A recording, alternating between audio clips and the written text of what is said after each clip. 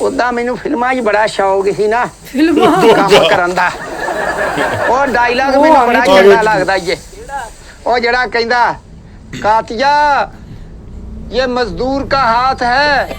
तू कहे तो भौंकूं तू कहे तो काटूं बड़ा वादू डायलॉग है ਚੌਧਰੀ ਪਿੱਛੇ ਆ ਗਿਆ ਉਹ ਸਨੀ ਦੇਵਲ ਦਾ ਜਿਹੜਾ ਡਾਇਲੌਗ ਹੈ ਨਾ ਸਨੀ ਦੇਵਲ ਦਾ ਉਹ ਜਿਹੜਾ ਆਂਦਾ ਨਾ ਇੱਕ ਫਿਲਮ ਦੇ ਵਿੱਚ ਭਾਈ ਉਹ ਜਿਹੜਾ ਕਹਿੰਦਾ ਆ ਡੌਨ ਕੋ ਫੜਨਾ ਮੁਮਕਿਨ ਹੈ ਨਾ ਮੁਮਕਿਨ ਵੀ ਆ ਵੀ ਨਾ ਮੁਮਕਿਨ ਵੀ ਆ ਇਹ ਵੇਖੀਓ ਫਿਲਮ ਕਿਹੜੀ ਓਏ ਉਹ ਨਵੀਂ ਜਿਹੜੀ ਮੌਲਾ ਜੱਟ ਆਈ ਆ ਆਹੋ ਚੰਗੀ ਹੈ ਉਹ ਜਿਹੜੀ ਕਹਿੰਦੀ ਆ ਮੌਲਿਆ ਤੇਰੀ ਮੈਂ ਪੱਕੀ ਪੱਕੀ ਬਸ਼ੂਕ ਆ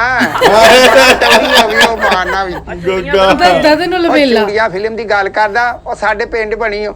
ਅੱਛਾ ਕਾੜੇ ਦੇ ਲਾਗੇ ਆ ਸ਼ੇਰ ਸਿੰਘ ਸਾਡਾ ਪਿੰਡ ਹੀ ਆ ਉੱਥੇ ਉਹਦੇ ਉੱਥੇ ਸੈਮਾ ਚੂੜੀਆਂ ਲੈਣ ਨਹੀਂ ਆਉਂਦੀ ਆਹੋ ਮੇਲੇ 'ਚ ਆਹੋ ਤੇ ਮਗਰ ਹੀ ਜਿਹੜਾ ਵਾ ਉਹ ਮਮਰਾਣਾ ਆ ਜਾਂਦਾ ਉਹਦੇ ਪਿੱਛੇ ਹੀ ਲੈਣ ਅੱਛਾ ਮੈਨੂੰ ਕੈਮਰੇ ਵਾਲਾ ਕਹਿੰਦਾ ਦਫਾ ਹੋ ਜਾ ਬਾਹਰ ਹੋ ਜਾ ਇੱਕ ਸ਼ਾਟ ਵੀ ਮੇਰਾ ਉਹਨਾਂ ਨੇ ਆਉਣ ਦਿੱਤਾ ਨਹੀਂ ਤੇ ਫਿਲਮ ਦੇ ਵਿੱਚ ਮੈਂ ਵੀ ਹੈਗਾ ਸੀ ਚੌਧਰੀ ਆ ਗਿਆ। ਹੋ ਜਾਣਾ ਸੀ ਹਿੱਟ ਹੋ ਜਾਣਾ ਕਿਵੇਂ ਮੈਂ ਸੁਣਨ ਕਹਿੰਦਾ ਦਿਆ ਫਿਲਮਾਂ ਗੱਲਾਂ ਜਿਹੜੀਆਂ ਟੌਰੀ ਜਿਹੜੀਆਂ ਬਣੀਆਂ ਨਾ ਹਾਂ ਜਿਹੜੀ ਪਹਿਲੀ ਮੌਲਾ ਜੱਟ ਸੀ ਹਾਂ ਉਹ ਤਾਰੀ ਸਾਹਿਬ ਦੀ ਉਹ ਮਨੋਵਰ ਸ਼ਰੀਫ ਦੀਆਂ ਫਿਲਮਾਂ ਮੈਨੂੰ ਬੜੀਆਂ ਟੌਰੀ ਲੱਗਦੀਆਂ ਸੀ ਬਈ ਬੜਾ ਮਖੌਲੀਆ ਸੀ ਵੀ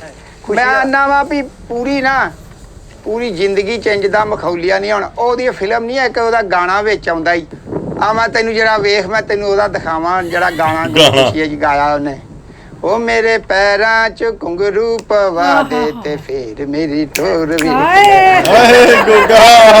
ਫੇਰ ਮੇਰੀ ਟੋਰ ਵੀ ਦੇਖ ਲੈ ਗੱਗਾ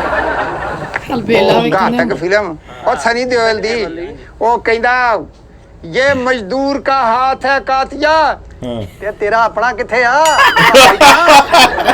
ਹੋ ਗਿਆ ਇਹ ਕੰਮ ਛੱਡ ਦੇ ਤੇ ਫਿਲਮਾਂ 'ਚ ਕੰਮ ਕਰ ਲੈ ਚਲਾ ਜਾ ਸਟੂਡੀਓ